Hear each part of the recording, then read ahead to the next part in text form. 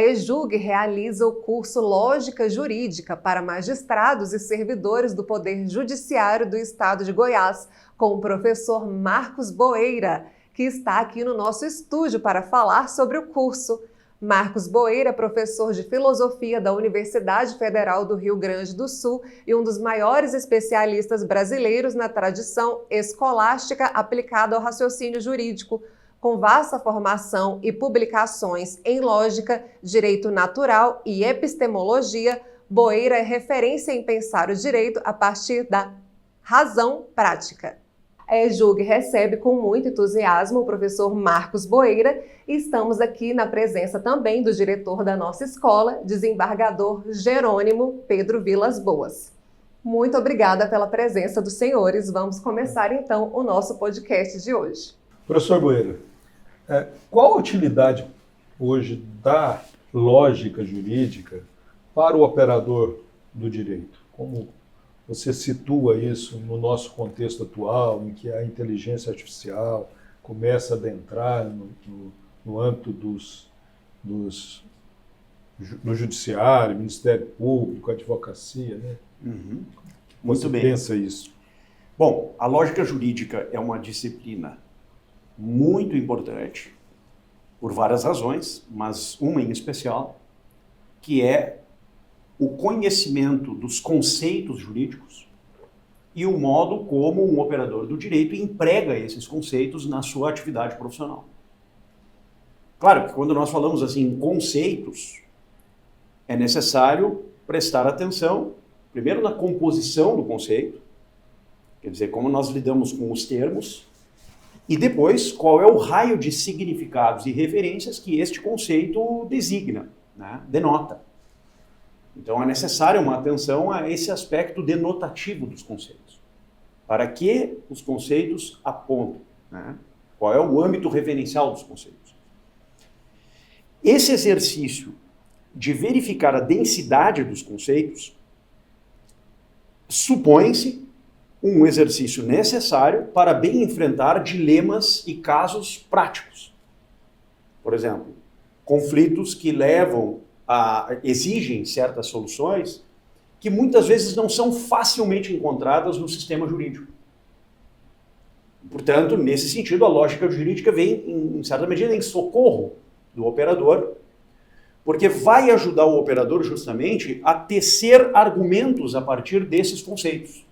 Então, como eu reflito, com base na ciência do direito, o grau de profundidade, de densidade desses conceitos e como, a partir de então, eu sou capaz de aplicá-los num contexto pragmático, num contexto de aplicação da norma, né? Então, a lógica vai ajudar, mas ela em si mesma é incompleta, porque ela vai precisar da adição de outras disciplinas, como a metodologia jurídica, como as teorias da argumentação, como a lógica formal, em ampla medida. Ou seja, são outras disciplinas que vêm em socorro da própria lógica jurídica como tal. Justamente porque o direito é um saber prático, ele não é exclusivamente um saber prático, ele também é um saber teorético, também é um saber artístico, produtivo, um certo, digamos, saber artesanal, né? Mas essa obra de arte que é o direito supõe um envolvimento com o estado da arte no qual esta obra situa-se.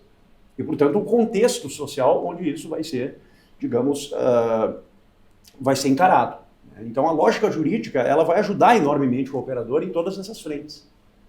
Como aplicar o direito, como argumentar com base no direito e como oferecer razões das decisões que são tomadas. E o senhor esteve aqui na EJUG para ministrar esse curso Lógica Jurídica para magistrados e para servidores aqui do Tribunal de Justiça. E o senhor iniciou o curso justamente com uma distinção entre natureza, intelecto, razão e vontade. E com essa diferença, como que essa diferenciação ajuda a fundamentar a filosofia do direito em uma base mais sólida e não meramente normativa? Perfeito, muito bem. Bom, são conceitos filosóficos profundos. Só o conceito de natureza na história da filosofia já daria muito pano para manga. E quanto mais as noções de intelecto e razão e a noção de vontade. Então, quando nós pensamos todas essas coisas, é importante situar bem o emprego dessas expressões no orbe dos assuntos reflexivos, no orbe da filosofia, mas no orbe também da ciência do direito. Tá? Por exemplo, quando nós falamos em natureza, com que tipo de, digamos assim, referentes nós estamos lidando quando falamos em natureza? Né? Hoje se discutem questões muito importantes que envolvem o conceito de natureza. Né? Qual é o limite da vida? O que significa a extensão da vida para além das possibilidades humanas, com o uso de medicamentos, com o uso de digamos assim, de fármacos, né? Qual é o grau de reconhecimento que o direito tem perante certos elementos, certos objetos produzidos pela indústria farmacêutica? O que é aceitável e o que não é? O que prejudica ou não a saúde humana? Ou seja, essa zona limítrofe entre a natureza e o reconhecimento das decisões jurídicas é algo que reivindica um conceito de natureza e uma noção sobre o que a natureza é. Como também é o caso da inteligência e da razão. A razão e o intelecto não são a mesma coisa, mas a razão é alguma coisa que participa no intelecto. Né? Se o intelecto é uma potência, uma capacidade, um poder humano, a razão é o modo de fazer com que esse poder se movimente. A gente poderia dizer assim, a razão é o movimento do intelecto, o movimento da inteligência. E a vontade é também um outro poder humano que depende da inteligência, porque depende da ciência do objeto que suscita em mim um desejo, uma voluntas, uma atração, mas essa atração supõe também um certo juízo racional. Né? O que é racional desejar e o que não é racional desejar. Então veja, todas essas noções são subjacentes à prática do direito. Eu preciso entender o que é a intenção humana, qual o desejo humano que é reconhecido como um desejo juridicamente válido e qual não é. Qual o limite de uma decisão judicial no que diz respeito à vontade do julgador. A velha tensão na ciência do direito entre vontade da lei versus a vontade do legislador. Quer dizer, os juristas do século XIX já tinham bem presente, né, esse conjunto de definições. Então, são questões filosóficas muito importantes e elas se refletem na atividade jurídica de um modo, eu diria, decisivo. Sem uma noção muito profunda sobre o que esses conceitos representam, a atividade jurídica fica prejudicada.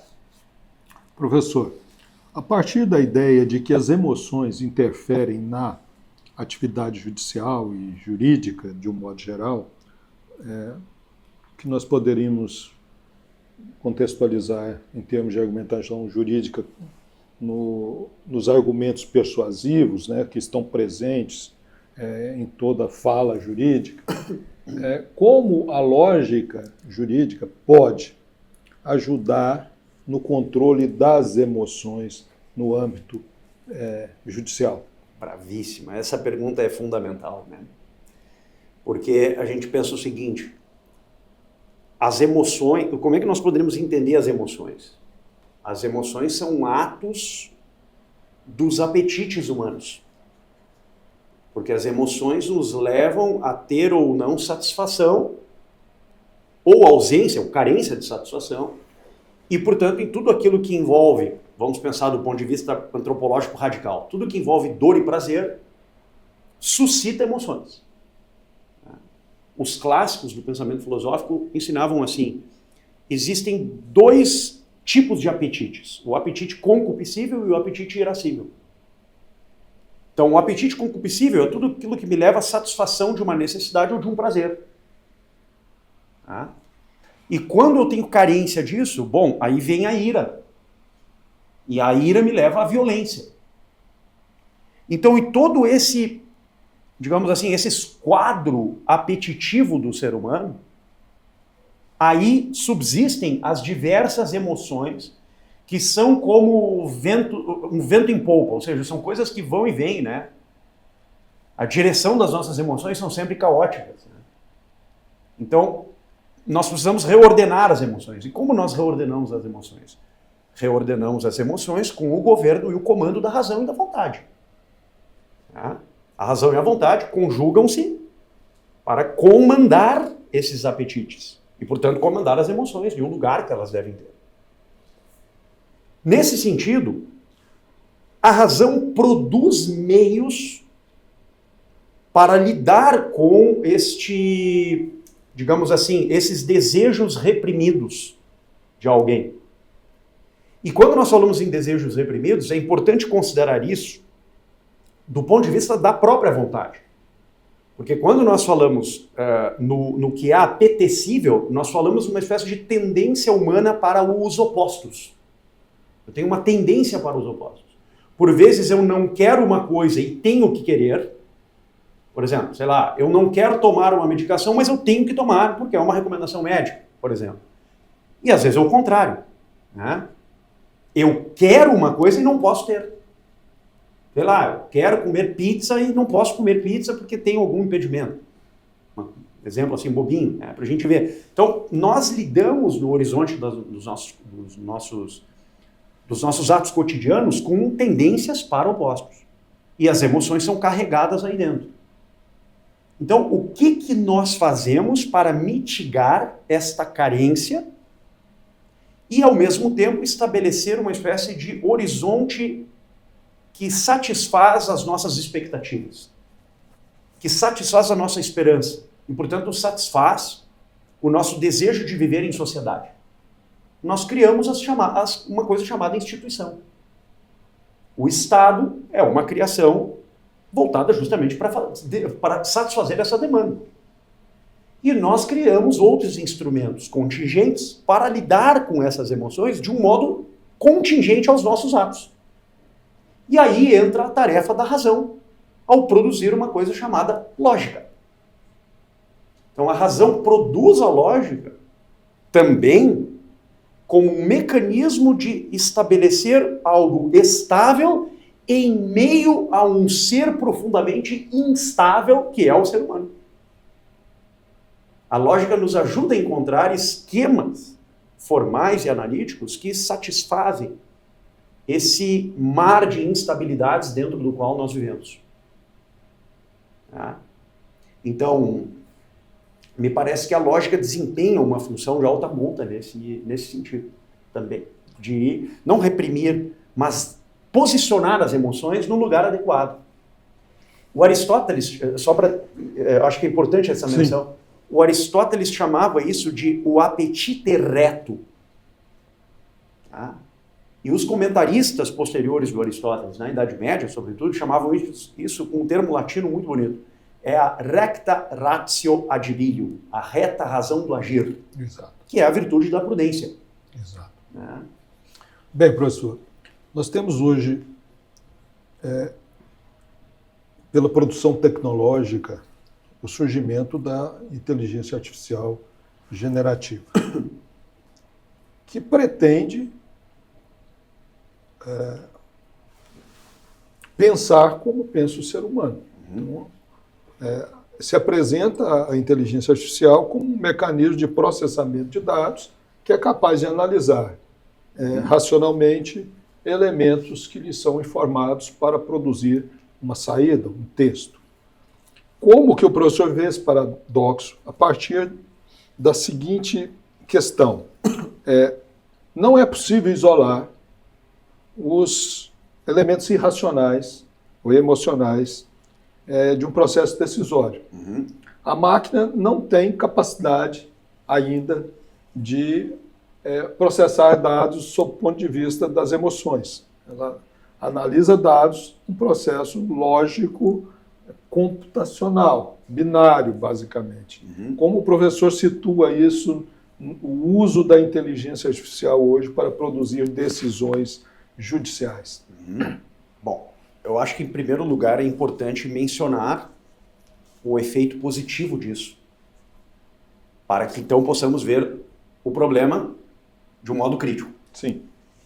O efeito positivo me parece muito, muito evidente, ou seja, a inteligência artificial vem para levar a cabo a efetividade de um princípio muito importante, que é o princípio da celeridade processual. Sobre isso, me parece que não há dúvida. Certo. Vem para trazer coisas muito boas. E não apenas no mundo do direito, mas em geral. Todavia, existem questões que são decisivas e muito importantes e que merecem uma atenção de parte dos filósofos do direito em geral. Por exemplo, quais os limites ético-morais e também quais os limites ético-profissionais do uso da inteligência artificial na área jurídica. Essa é uma questão que se coloca. Uma outra questão que se coloca. Quando nós falamos em inteligência artificial, normalmente nós falamos de um sistema que tem uma memória, vamos lá, ad eternum. O ser humano tem uma coisa constitutiva na sua consciência, na sua personalidade, na sua formação, chamada possibilidade do esquecimento. E desde esse ponto de vista, uma outra coisa chamada possibilidade do ressentimento e possibilidade do perdão. Dizendo de um outro modo, nós podemos nos arrepender de coisas que fizemos. Agora imaginem vocês o seguinte, nós somos capazes de nos arrepender de coisas que fizemos porque nós lembramos o que fizemos, refletimos sobre o que fizemos e dissemos, isso que nós fizemos não era adequado. Então eu posso mudar o curso das coisas. Às vezes não, se isso for um ilícito jurídico. Às vezes vem a responsabilidade e bravo que seja assim. Agora, pensem comigo o seguinte, num sistema de blockchain, inteligência artificial, onde há memória ad eternum, aonde estará a capacidade de arrependimento dos agentes que valem-se da inteligência artificial e que não poderão voltar atrás naquilo que fizeram? Como o direito vai lidar com isso? Porque se a gente, e isso não é algo distante do direito, muito antes pelo contrário, se a gente pensa, por exemplo, em termos de criminologia, de estudo de política criminal mesmo, o que a gente chama de sistema penitenciário e o fundamento do sistema penitenciário mudou bravamente nas últimas décadas, nos últimos anos. Porque qual é a ideia? A ideia é a ressocialização. E qual é o princípio por trás da ressocialização? A ideia do perdão. A ideia de que a pessoa vai se ressocializar porque ela está arrependida do que fez. Isso é um princípio constitutivo, filosófico, subjacente a todo esse modelo chamado sistema penitenciário do nosso tempo. Agora, num sistema onde a memória é viva e não há nenhuma possibilidade para o esquecimento e para o arrependimento, como é que fica isso?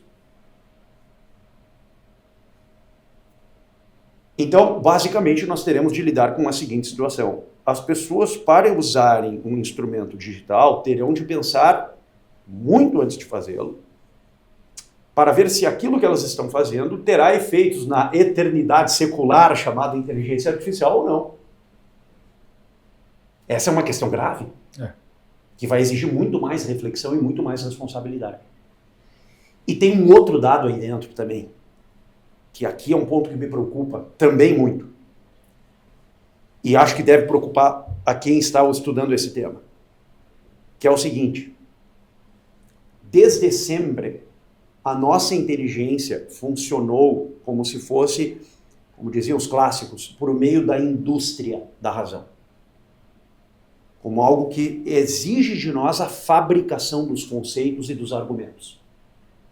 Isso. Então a gente tem que ler um livro, refletir sobre o livro, pegar os conceitos, combinar os conceitos, fazer relações analógicas com outras teses, outros livros, estabelecer combinações entre esses conceitos. Até hoje sempre a humanidade fez isso. Só que agora, basta que eu insira 3 palavras e diga, robô, tu mesmo faz isso, e eu não vou precisar fazer. Como que vai ser isso daqui a 20 anos? Porque uma coisa é o uso proporcional da inteligência para formular a argumentação. Tá, mas e quando o outro faz por mim e eu perco o hábito de fazê-lo? Como é que isso vai acontecer? O que vai acontecer com a humanidade com isso? Então é uma coisa que exige atenção.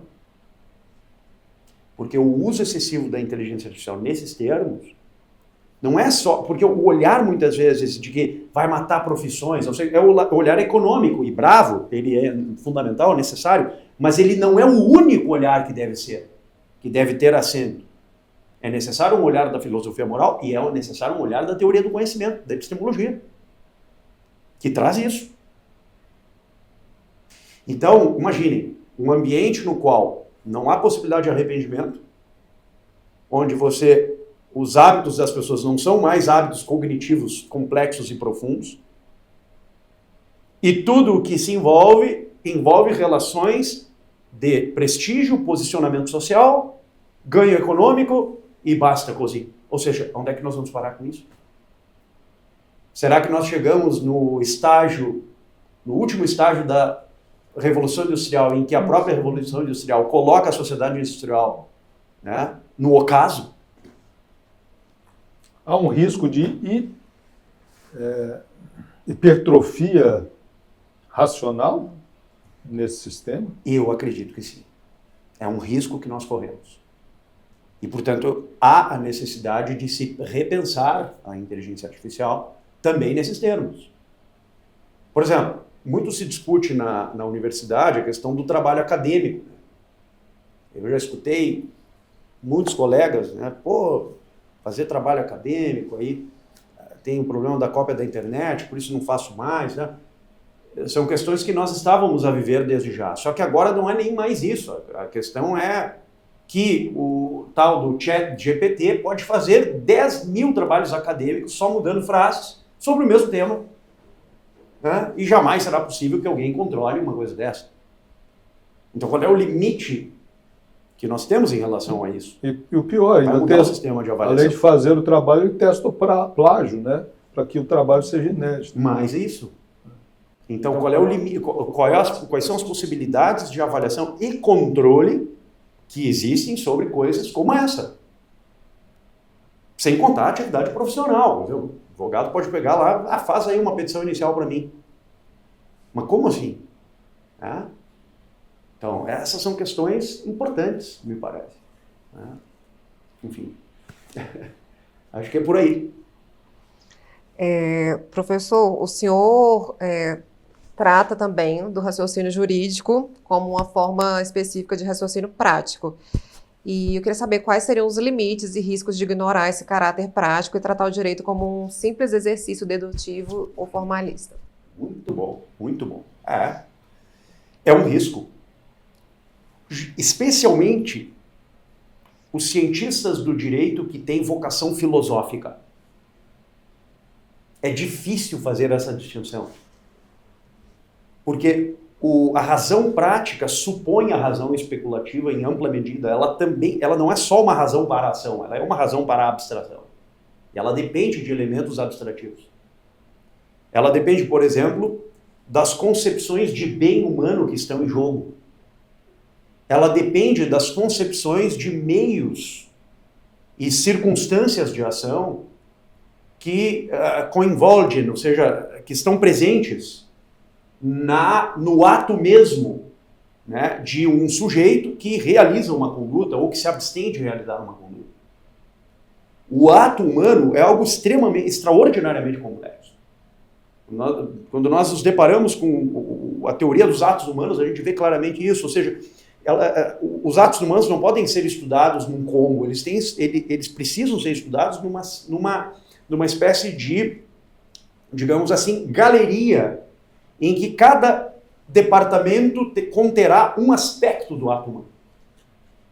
Então envolve uma multiplicidade de saberes especulativos e práticos simultaneamente. Agora, há uma tendência para a filosofia especulativa e, portanto, para uma, digamos assim, concepção axiológica, às vezes, e até epistemológica avançada do direito como tal. E isso, por vezes, faz a nós, filósofos do direito, nos distanciarmos do campo de aplicação prática do direito. E isso tem um risco. Qual é o risco? O risco é substituir a realidade pela ideia. e centrar todo o âmbito decisório na ideia e não na realidade mesma das coisas. E por isso os antigos ensinavam, e isso é uma lição que eu acredito que é perene, a importância da prudência jurídica. A prudência, a frônesis, aquela virtude intelectual e também do caráter que aperfeiçoa a razão prática e faz com que a razão prática pense adequadamente os bens humanos e delibere os meios adequados para a sua realização. Então, isso é uma coisa que não pode desaparecer do horizonte do jurista. Jamais. Então, sim, eu vejo com risco essa tendência. Mas ela deve ser sopesada. E talvez se essa tendência ao idealismo jurídico, chamamos assim, que também é um dos efeitos do voluntarismo jurídico, não atente para a prudência, não atente para o saber prático, o resultado será uma espécie de afastamento progressivo do mundo dos fatos, do mundo real. Né? E esse afastamento vai tornar a prática jurídica uma prática distante do mundo concreto dos seres humanos. E isso é outro risco que a inteligência artificial traz. Né? Certamente. Então a pergunta é muito boa, mas ela daria pano para manga, né? Então, professor Marcos Boeira, a EJUG agradece imensamente pela participação do senhor. O professor Marcos Boeira é um dos maiores especialistas em filosofia, em lógica jurídica do país. É professor da Universidade Federal do Rio Grande do Sul e esteve aqui na EJUG para ministrar sobre lógica jurídica para magistrados e servidores do Poder Judiciário.